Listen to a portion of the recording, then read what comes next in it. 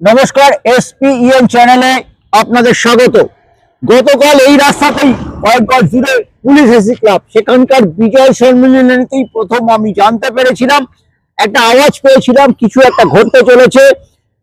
কলঙ্কিত যে সিএফএল এর বেটিং সেটিং ছিল তার জন্য শেষ পর্যন্ত কোনো কর্মকর্তাকে আটক করা হচ্ছে, গ্রেপ্তার করা হতে পারে। তারপর দিনভর ঝড় বয়ে গেছে ময়দানে। অনেক প্লেয়ার, কর্মকর্তারা এই যে ঘটনার যে বর্তমান প্রেক্ষিত নিয়ে প্রতিক্রিয়া দিয়েছেন, কিন্তু এই প্যাকেজটা সম্পূর্ণ আলাদা।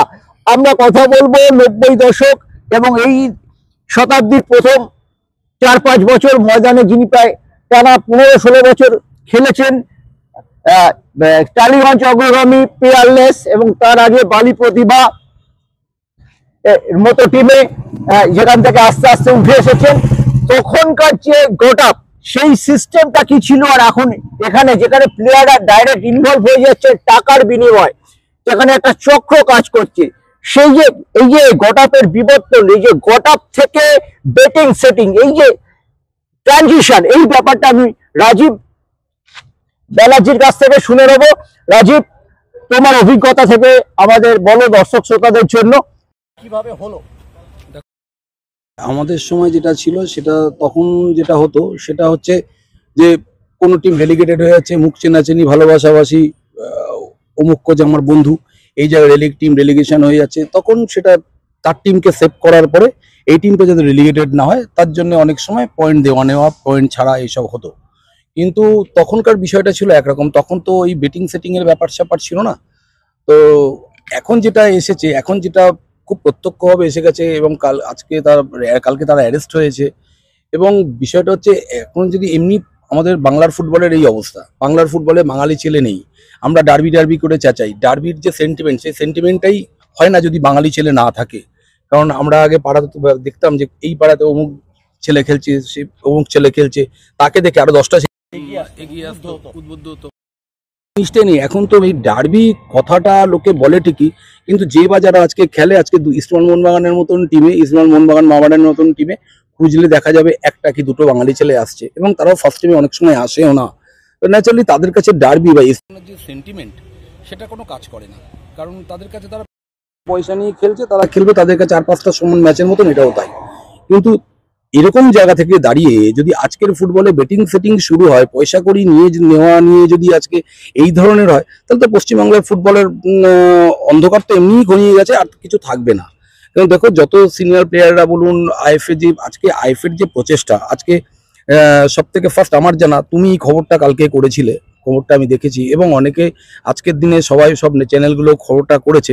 আজকে যেভাবে সংবাদ মাধ্যম এগিয়ে এসছে, যেভাবে সবাই লড়ছে, তাতে এই মুহূর্তে আমার মতে এটাকে যেটা করা উচিত, এটা একদম অঙ্কুরে বিনাশ করে দেওয়া উচিত। শুধু যারা দুজন আজকে অ্যারেস্ট হয়েছে তারাই যে একমাত্র দায়ী তা তো নয়, এর মধ্যে বিরাট একটা চক্র আছে। সেই চক্রটাকে খুঁজে বার করে প্রত্যেককে যে শাস্তি দেওয়া, এমন দৃষ্টান্তমূলক শাস্তি দেওয়া উচিত, যাতে পরবর্তীকালে কেউ এই ধরনের কাজ করার কথা ভাবা তো দূরের কথা, মানে এইটা শুনলে পরে সে 10 হাত দূর দিয়ে চলে যাবে। কিন্তু না হলে ফুটবল বাঁচানো কিন্তু খুব খুব খুব মুশকিল। অঙ্কুরে বিনষ্ট তো হলো না, এটা তো 23 সালের ঘটনা। তখন মুখ খুলেছিলেন, আমি প্রথম করেছিলাম, রহিম নবী, মানস ভট্টাচার্য। তৎকালীন যে রেফারিরা পর্যন্ত বিভ্রান্ত হয়ে গিয়েছিল, তাদের বার্তা দিয়েছিলেন তৎকালীন সিআরএ সচিব উদয়ন হালদার, যার জন্য পরবর্তীকালে তাকে সরিয়ে দেওয়া হয় অন্যভাবে। এই বেটিং সিন্ডিকেটেরই কাজ ছিল। এই সিন্ডিকেট কিন্তু ডানা পালা মেরে একদম আজকে 23-24-25 3টে বছর একেবারে শেষ করে দিয়েছে। অনেক পরে আমাদের বোধোদয় হয়েছে, এবং তখন কিন্তু আজকে মিডিয়া ঝাঁপিয়ে পড়েছে। আমাদের একটা নতুন মিডিয়া, আমরা এই ব্রেকিং খবরটা করেছিলাম, কিন্তু আজকে সব মিডিয়া ঝাঁপিয়ে পড়েছে। কিন্তু এই যে কলকাতা লিগে যে বেটিং চক্রের ছায়া, সেটা কিন্তু বড় যেসব মিডিয়া তারা কিন্তু দেখেও দেখেনি, তারা কিন্তু কলকাতা লিগকে গুরুত্বই দিত না। এবং এখানে কিন্তু দেবাশিস দত্ত, সিঞ্জয় বোস ভবানীপুরের কর্মকর্তা হিসেবে 23 সালে প্রথম চিঠি দিয়ে এটা মৌচাকে ঢিল ছুঁড়েছিলেন। পরবর্তীকালে দেবাশিস দত্ত বিভিন্ন সময় আইএফএর এই ব্যাপারটা নিয়ে সমালোচনা করেছিলেন, এবং যার জন্য মোহনবাগান কলকাতা লিগকে গত 3-4 বছর গুরুত্ব দিত না। এই যে এখানে কিন্তু মোহনবাগান ক্লাবেরও একটা রোল আছে। সব মিলিয়ে কিন্তু আমরা দেখেছিলাম যে সবাই যে আজকে ঝাঁপিয়ে পড়েছে, আজকে আইএফএতে গঙ্গন করছিল, মিডিয়া কিন্তু একটা পর্যন্ত নীরব ছিল। মিডিয়া যদি আরো বেশি সরব হতো, এটা অঙ্কুরেই বিনষ্ট করা যেত। আজকে কিন্তু ডালপাড়া তারা মেরে ফেলেছে ময়দানে। এখান থেকে যেটা সৌরভ পাল বলেছেন যে যারা আরো অভিযুক্ত আছে তারা কনফেস করুক, যারা এইসব যুক্ত ছিলেন কনফেস করুক। তিনি ফুলন দেবীর উদাহরণ দিয়েছেন। ফুলন দেবীও যেরকম একটা সময় কনফেস করে এগিয়ে এসেছিলেন, তেমনি বাংলা ফুটবলের এই জঞ্জাল সাফ করার জন্য যারা আছেন প্লেয়ার, যারা জড়িয়ে পড়েছিলেন প্রলোভনে, তারাও এগিয়ে আসুন এবং তারা দেখিয়ে দিক কারা কারা তাদের এই বাধ্য করেছিলেন, চমকেছিলেন, ধমকেছিলেন এই কাজটা করতে। তোমার কি মনে হয়? দেখো, প্রথম কথা তো ফুটবল খেলতে তো খুব গরিব, খুব মানে দরিদ্র পরিবারের ছেলে, বিপিএল লেভেলের ছেলেটাই পৃষ্ঠপোষক বাংলার ফুটবলে, গ্রাউন্ড লেভেল থেকে উঠে আসে। তাদের অনেক সময় দোষ দেওয়া চায় না। তাদের ভবিষ্যৎ গড়তে এখানে আসে এবং ভবিষ্যৎ গড়তে খেলে, এবং তাদের যারা বা প্রলোভন দেখাচ্ছে বা বকলমে তুমি যেটা বলছো যে প্রেসার করছে, তারা ভয়ে ভীত সন্ত্রস্ত হয়েছে। এবং তুমি যখন সৌরভ বাবুর কথা যখন বললে, আমিও তোমার সঙ্গে একমত যে প্রত্যেককে একটা তো সুযোগ, কেউ জেনে বুঝে করে, কেউ না জেনে করে।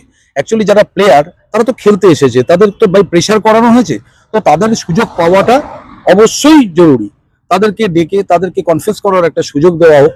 আমি কাউকে টেনে এনে কারোর উদাহরণ দিচ্ছি না, কিন্তু আমার মনে হয় প্লেয়াররা এখানে খুব একটা ফ্যাক্টর নয়। ক্রিকেটে যেটা হয়েছিল সেটা আলাদা প্রশ্ন, কিন্তু সেখানে সব রথি মহারথীদের ব্যাপার। ফুটবলাররা খুব গরিব ঘরের ছেলেরা খেলে, তো ন্যাচারালি ফুটবলের ছেলেদেরকে পাশে দাঁড়ানোটা জরুরি। যদি কেউ না জেনে ভুল করে ফেলে তাদেরকে একটা সুযোগ দেওয়া দরকার। এবং সৌরভবাবু যখন বলেছে তাদের ইমিডিয়েটলি এই বার্তাটা তাদের কাছে পৌঁছক। এবং আমার বলা হয়নি, আমার তোমাকে ফার্স্ট কংগ্রেচুলেট করা উচিত। নতুন চ্যানেল হতে পারে এসপিএন, কিন্তু এসপিএন যেভাবে কাজ করছে বা যেভাবে কাজ করে চলেছে এবং তুমি যেভাবে কাজ করছো, ময়দানে আগেও অনেক সংবাদ মাধ্যম দেখেছে, দেখিয়ে এড়িয়ে গিয়েছে বিষয়টাকে নিয়ে। কিন্তু এখন যেভাবে মিডিয়া সোচ্চার হয়েছে, এবং এই কালকের থেকে তুমি যে ফার্স্ট কভারটা তুমি করেছিলে, এবং আমি দেখেছি এটার তোমাকে কুর্নিশ জানানোর কোনো জায়গা, যত বলবো ততই কম হবে। তো ন্যাচারালি আমার মনে হয় প্লেয়ারদের একটা সুযোগ দেওয়া উচিত, এবং যে বা যারা আজকে প্রলোভন দেখাচ্ছে বা প্রেশার করছে তাদেরকে খুঁজে বার করে তাদেরকে যথোপযুক্ত শাস্তি দেওয়া উচিত। না হলে কলকাতা ফুটবল বাঁচানো খুব মুশকিল, খুব মুশকিল। কারণ আমরা সবাই বলছি যে আমাদের এটা করতে হবে, আমাদের একাডেমি থেকে তুলে নিয়ে আসতে হবে। যে বা যারা, আমার এই কথাটা বলা উচিত, এরকম অনেক প্লেয়ার আছেন, সিনিয়র প্লেয়াররা আছেন, আমি কারণ নাম করছি না, কারণ বহু প্লেয়ার আছেন। আমার ব্যক্তিগতভাবে আমার জানা, আমার স্যার দেবাশিস মুখার্জির কথা বলছি, এরকম তার সময়কে অনেক প্লেয়াররা আছেন যারা কিছু করতে, যারা ফুটবলের জন্য কন্ট্রিবিউট করতে পারে। এই ধরনের কিছু বিশেষ ব্যক্তিদেরকে সামনে আনা উচিত। এবং আইএফএ যে সোচ্চার হয়েছে, আইএফএর যে আজকে যে চেষ্টা, এবং সংবাদ মাধ্যম যেভাবে ঝাঁপিয়ে পড়েছে, এটাকে আজকে দু একদিন চেষ্টা করার পরে আস্তে আস্তে বিষয়টা থিতু হয়ে যাবে। উপর থেকে একটা প্রেশার আসবে, কোনো প্রেশারের কাছে আজকে তুমিও কোনো প্রেশারের কাছে মাথা নামাওনি। এসেছে প্রেশার তো আমার দিকে এসেছে, আমাকে ঘুরিয়ে থ্রেট করা হয়েছে, তোমাকে প্রেশার করেছে। তুমি যখন কোনো কিছুর, কারণ এই চ্যানেলটা আমি শুনেছি কোনো কিছু অন্যায়ের সঙ্গে আপোষ করে না, তারা মাথা উঁচু করেই চলতে জানে। তো ন্যাচারালি আমি প্রবলভাবে চাইবো এই ব্যক্তিগুলোকে খুঁজে তাদেরকে যতটা শাস্তি, কঠিন শাস্তি দেওয়া যায়, তারা যত তাড়াতাড়ি সম্ভব দেওয়া উচিত। এবং এটাকে নিয়ে লেগে থাকা উচিত। দুদিন খুব লাফালাফি করলাম, তৃতীয় দিন আমি নিয়ে গেলাম করলে হবে না। যদি এটা করা যায় তাহলে ফুটবলের জন্য ভালো, কারণ আমরা বলতে পারবো, সবাই বলবে, কিন্তু বলা আর কাজ করার মধ্যে অনেক তফাৎ আছে। কিন্তু ইমিডিয়েটলি এটাকে খুঁজে বার করে ইমিডিয়েটলি এটাকে স্থগিত করা উচিত, এবং ফুটবলারদের পাশে দাঁড়ানো উচিত, যাতে ফুটবলাররা ঠিকঠাকভাবে স্বচ্ছভাবে ফুটবল খেলে এগিয়ে যেতে পারে, তাদের ফিউচার ব্রাইট হয়। অনেক ধন্যবাদ রাজীব। ওকে।